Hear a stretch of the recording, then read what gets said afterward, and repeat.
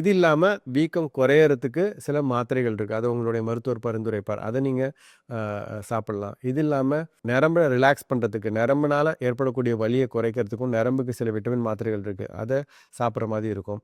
இது இல்லாமல் sometimes traction, அதாவது ஒரு சின்ன வெயிட் போட்டு கழுத்தில் ட்ராக்ஷன் மாதிரி பண்ணுவாங்க. ஸோ அது என்ன பண்ணுதுன்னா அந்த துளை வந்து கொஞ்சம் பெரிதாக்கும். ஸோ கையில் ஒரு ரப்பர் பேண்ட் கட்டியிருக்கீங்க, டைட்டாக நசுக்கிட்டு இருக்கு, கொஞ்ச நேரத்துக்கு அந்த ரப்பர் பேண்ட் எடுத்து விட்டிங்கன்னா ஒரு ரிலாக்ஸ்டாக ஃபீல் வருதுல்ல, அந்த மாதிரி ட்ராக்ஷன் என்ன பண்ணுதுன்னா அந்த துளையை வந்து கொஞ்ச நேரத்துக்கு பெரிதுபடுத்தும். அந்த பெரிதுபடுத்தும் போது அந்த நரம்பு தானாகவே வீக்கம் கொஞ்சம் கம்மியாகும், சுற்றி இருக்க அந்த ஃப்ளூயிட்லாம் கொஞ்சம் குறையும். ஸோ ட்ராக்ஷன் வந்து சில சமயம் ட்ரமாட்டிக்காக பெயின் ரிலீஃப் கொடுக்கும். சிலருக்கு ட்ராக்ஷன் வந்து சூட் ஆகாது, அது உங்கள் physiotherapist will decide. So traction, IFT, ultrasonics and some medications, இது எல்லாமே வந்து அந்த பேஷண்ட்டை கொஞ்சம் கம்ஃபர்டபுளாக வச்சுக்கும்.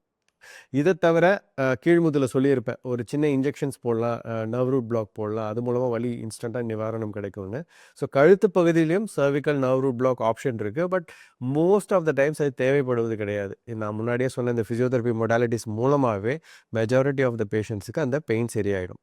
நம்ம ஏற்கனவே சொன்ன மாதிரி அந்த அழுத்தத்தை விட அந்த இன்ஃப்ளமேட்டரி ரியாக்ஷன், அங்கே இருக்கிற அந்த நீர் கொத்துட்டு இருக்கிறது, அந்த நரம்பு இரிட்டேஷன் பண்ணுறது, அதுதான் வந்து மெயின் காரணமாக இருக்கிறதுனால physiotherapy works well for majority of the patients. Okay doctor, அப்போது எல்லாருக்கும் ஃபிசியோதெரபி போதுமா? பட் நாங்கள் கேள்விப்பட்டிருக்கோமே சிலருக்கு கழுத்தில் ஸ்லிப் டிஸ்க் இருந்துச்சு, அறுவை சிகிச்சை செஞ்சாங்க அப்படின்னு, அது யார் அப்படின்னு கேட்டிங்கன்னா